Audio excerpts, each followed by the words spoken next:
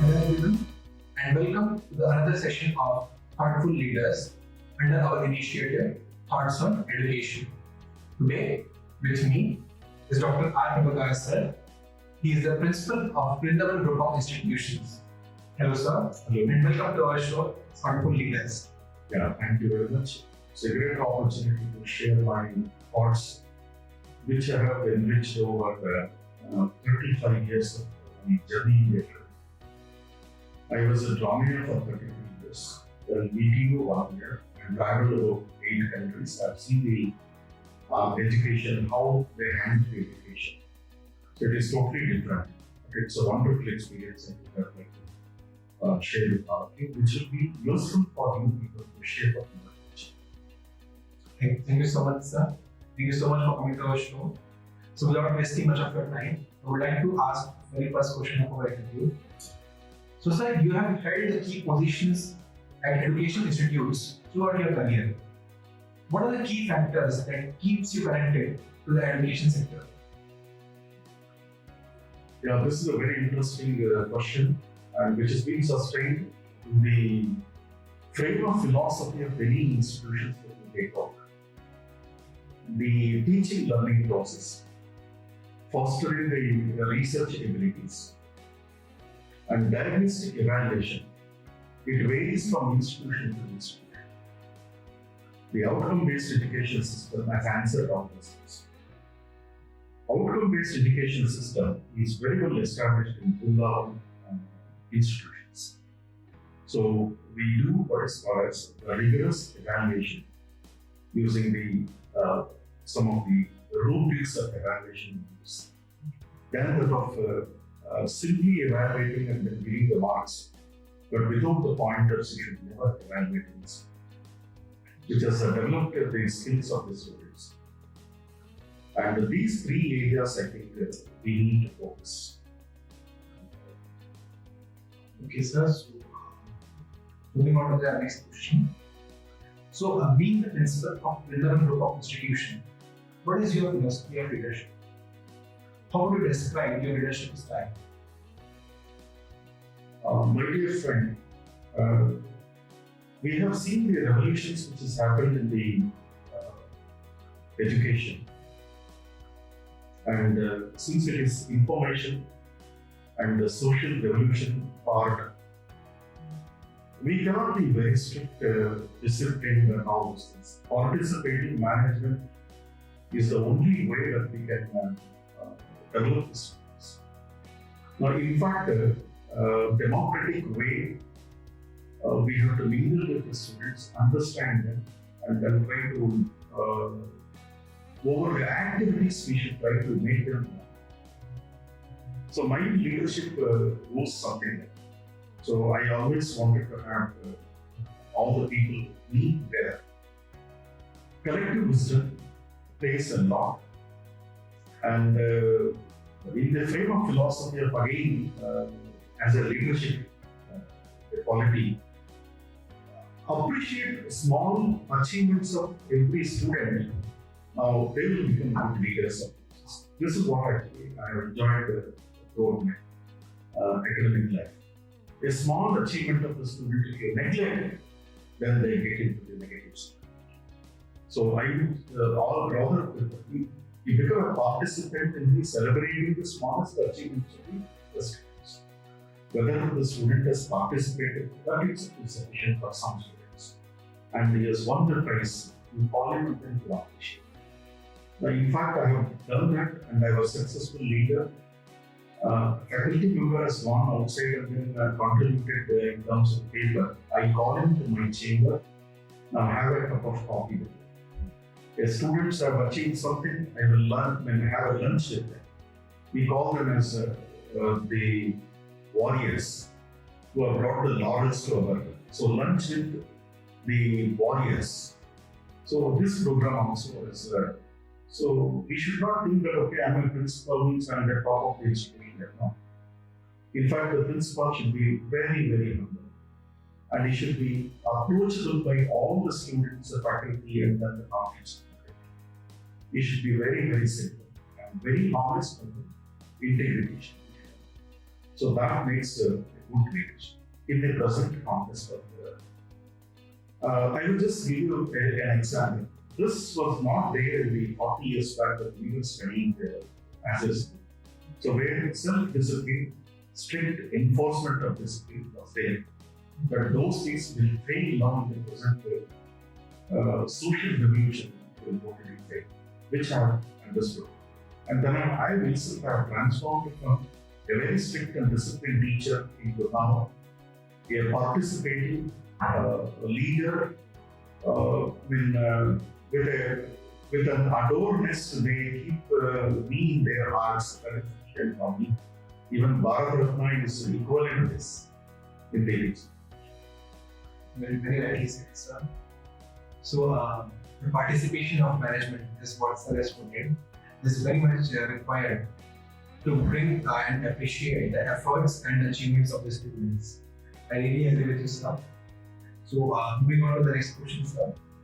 So, how do you strategize about the key programs and plans for the marketing and administration of the learning institutions? My dear friends, education institutions run. I would give an example like both the courses which are like waking out and non-waking. It comes in the form of a bunch to the institution by the policymakers. I cannot have only computer science, which is in great demand, and with that I cannot run the institution. So therefore, a bunch of the courses, for example, civil, mechanical, along with the computer science, electronics, and then will be added with this. Now, why this is being added is for the sustainability. What will happen to the families of those teachers, those who are not in demand? No, institutions should not work. In fact, the policymakers have taught us the way the sustainability has to be used.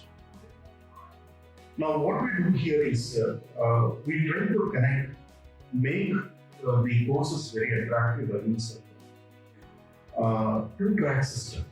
One is called as a knowledge track, and the second one we call it as a skill track.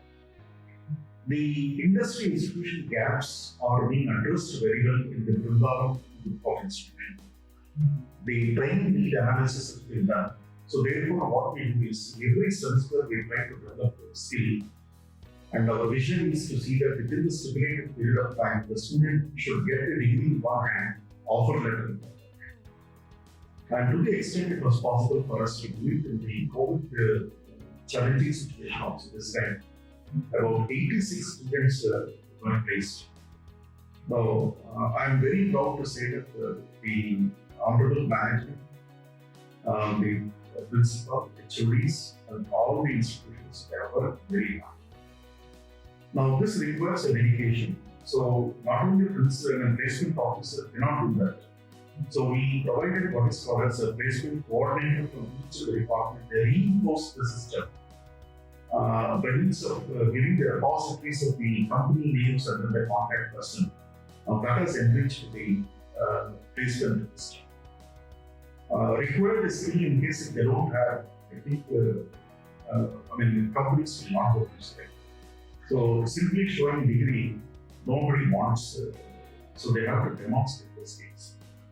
Now, out of one skill which nowadays it is very, very lacking, and then I will underline and press this particular our examination systems are not changed. Still, we have to reproduce in the examination by means of writing.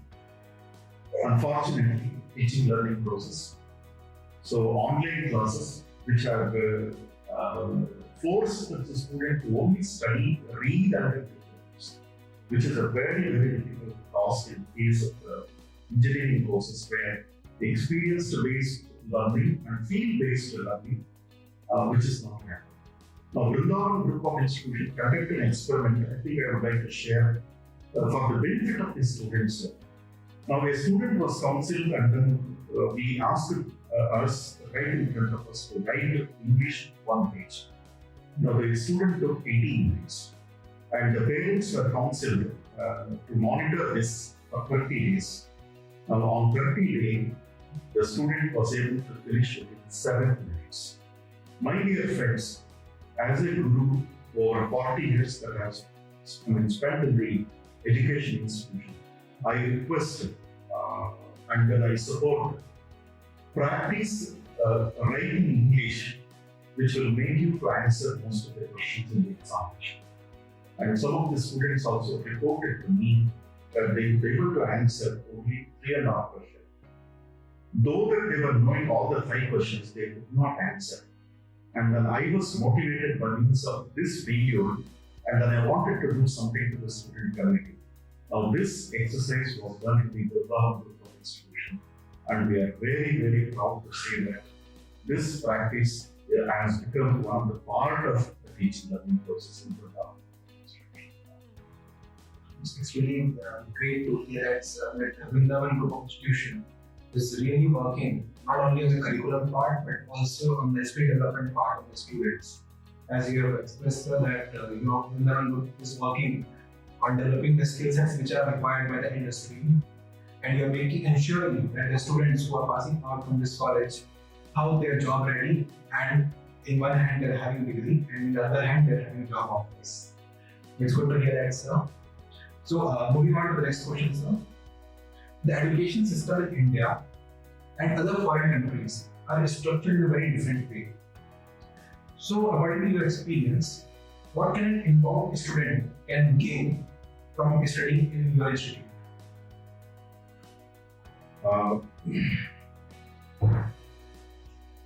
In the direction of development of technocrats, managers, economists, science graduates, commerce graduates, and all that.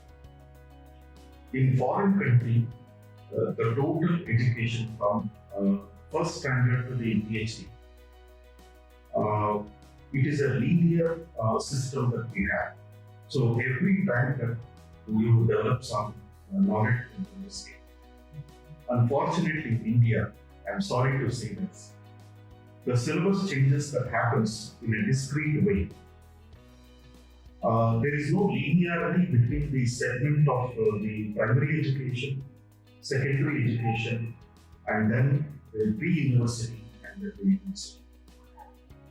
It is my urge to the policy makers, in case if you are going for any syllabus change, right from the first to the master degree, all the courses have to be changed once. Now, this is what actually I request or I urge to do it. Now, why this has to be done? I'll tell you. Now, the syllabus change of a PUC, syllabus change of secondary education. Now, some common subjects or common curriculum will be studied and duplicated at several places. And this has reduced the skill component of our Indian students. Whereas, you see what is called as a jump in the growth of the skill of the students. Now, this should not happen. It's a continuous process, and it is analogous in nature. It's not discrete, and that process I think we need to strengthen. And every 2 years we should change this. Contemporary and oriented towards the development of the nation. Then the number of engineering colleges or the universities which you are sanctioning should be proportional to the opportunity of the jobs which are going to be. And unfortunately, disproportionate growth of the education institutions have made a big problem, not only for the students, parents, and then the teacher and their families. Now, the worst affected in this under the pandemic situation would be private institutions. Simply they have removed them. Now, but whereas in case of foreign or the advanced countries, the sanction of any education institution depends upon the need of the state or the need of the people. So there is a data which is created, over which the number of colleges would be sanctioned for the state of Karnataka. For example, the state of any state, they provide based on the law and how the technology is developed. And the third very important point which I would like to address at this particular juncture is we have forgotten the basic science and arts out of the education system. Unfortunately, that has killed the education system in the arts and the science. And I'm sure one day science or engineering also will happen the same. Because if you don't have the basic foundation, art and the science, no engineering, no research will be there. So the policy makers have killed the arts and the science. If engineering has to survive, arts and science also should. And I'm categorically saying this with a lot of concern towards the respect that the teachers should have learned. Nowadays, what has happened is they are discussed. So these 3 points that we look at. Sure. I'm really enlightened to listen to all these points we have shared. So, just to continue with this, what you have said right now, I would like to ask the next question. So, how does the curriculum of Vrindavan Group of Institution ensure the best practice of industry? Under the constrained system that we are working, still we are in the affiliated institutions. Say 2 of our institutions, say for example, Vrindavan College of Engineering, Vrindavan College of Architecture, and then Vrindavan College of UGPG. So they are affiliated to BTU Belagavi and then Bangalore City University. We have to follow the university curriculum. Now, this is a very interesting part of that. So we have to adopt a syllabus which has been done by the university. Therefore, the way in which we teach the students, their articulation has to come. Means the art part of the teaching of these subjects now should come in, which is totally lost. Autonomy has to be given for that to teach. But the way in which we are moving towards the university, the DRS University, another, I think, on the line to this, we become the university. Now, we would like to create a skill set which is required for our industry. For that skill set, what knowledge components are required, we will develop the curriculum and then we would like to teach those things. It will not be a regular syllabus. And every year we evaluate and put these skill sets, what is the job opportunity which has been provided. And in case if a subject has not provided a job opportunity, automatically we will have to change. My dear friends, Vrindavan Group of institutions has addressed this particular issue by means of slabs. Now we try to provide the education system for engineering in terms of the 4 slabs. One is called as the basic science, that will be in the first year. Then the basic engineering science in the second year. Then the core engineering in the third year, and professional engineering in the fourth year, where industries they come and then teach these subjects and give the orientation towards the industry which is well required. Now it has been structured in 4 ways. First is the basic science. Then we have basic engineering science. Then we have core engineering. And then finally comes your professional engineering. So therefore, if we can structure something like this, and I'm very sure it will be oriented towards the industry. And we would like to create a corridor between industry and the institution. So first year, 10% of the syllabus will be covered by the industry. Second year, some 20% will be covered by the industry. Third year, we would like to have 30% covered by the industry. And fourth year, about 40% of the syllabus will be covered by the industry. Now, this is the vision plan that we have it for the university. I am sure that we will go to dash against these success. Absolutely, sir. So, what I have understood from you is that Vrindavan Group of Institution is actually focusing on keeping up with the agile and VUCA world's trend. So, Vrindavan Group of Institution believes that there should be absolute flexibility in the curriculum, and the universities should work on bringing on that what is going on in the industry as a trend should come in the curriculum of the students as well. And that is how Vrindavan Group will reduce the gap between the industry and the education sector. So, very rightly said, sir. So, moving on to the next question. So, what do you think is your roles and responsibilities to the Vrindavan Group of Institution and to the students?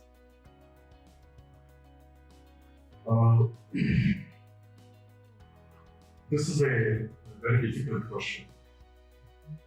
The mindset of first, I think, before I answer this question, I would like to explain to you the mindset of these three people who are very, very important, or they become the key factor for the knowledge.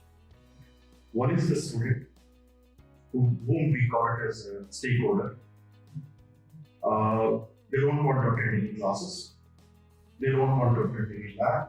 They don't want to submit any assignment. But still, their name should be there in the ranks. Then, the parent. For every decision, even the smallest, what to eat in the canteen, so they have to take the permission from the parents. So the influence of parents is so much. The him in him or you in you is totally lost. So they have become parasites. Unfortunately, for everything, whatever the parent has told us, I am not interested in this one. But my parent has enforced me to do this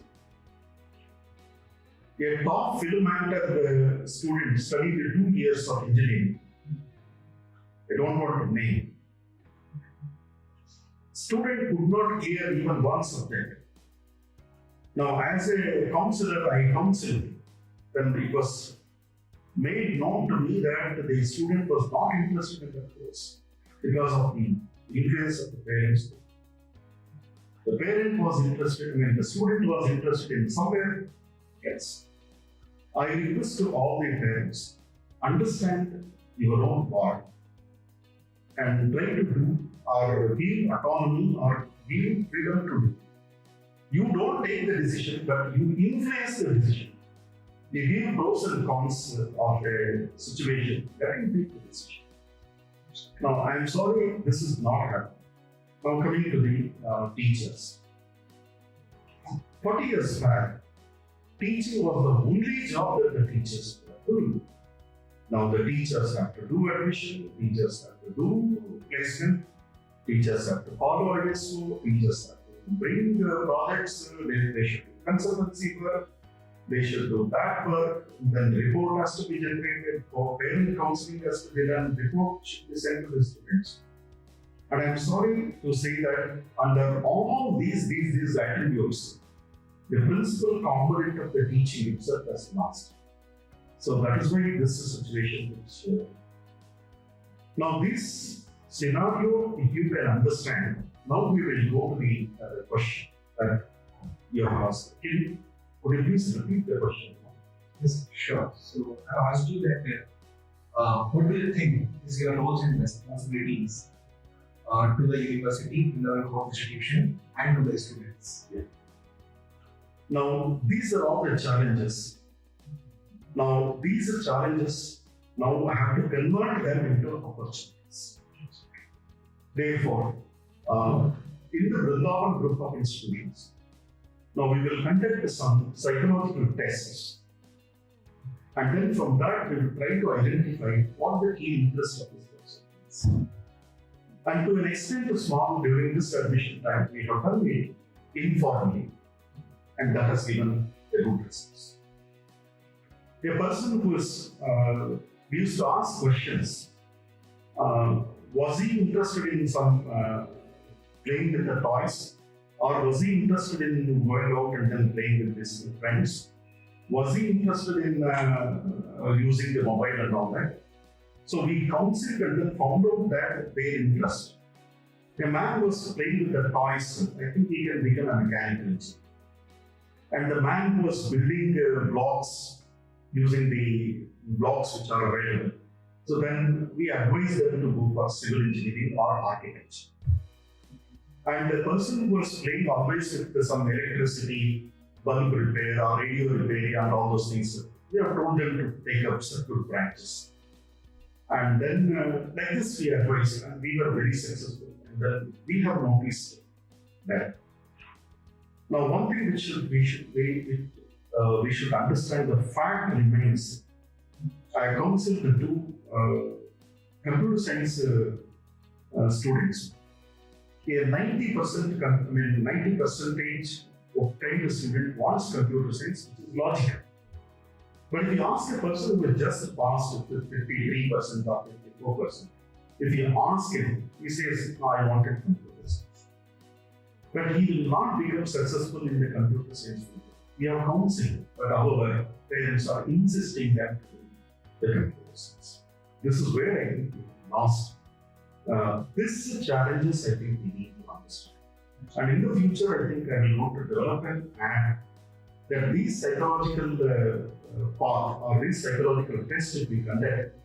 Now we should be in a position to identify that student is very strong in commerce, very strong in science, and very strong in civil engineering, very strong in mechanical engineering.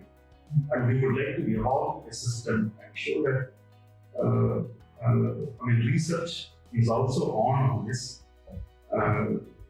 So we would like to develop this app so that if you take those tests, so you will come to know what is going to do. Now this is my aspiration. So it's really great that we're seeing that how we are going to the psychological level of students to understand what they actually want to be. Because you have correctly said that in India, it's very common that students don't know about what they want to be. And the influence of parents is very, very high. Means that not only to the level of suggestions and providing alternatives, but also in the decision making. So I also believe that somewhere parents also have to understand this thing, that they can give the complete scenario to the student about the pros and cons of each and every decision they want to make, but allow them to take their own decisions of their lives. And if someone who knows better about the condition than them, then also I think the teacher, what you said, teachers understand better that what industry trends are going on and how a student can be suitable to which kind of a job. So I think the job of teachers should be allowed to have complete independence and flexibility in terms of when they're counseling their students. So very nice.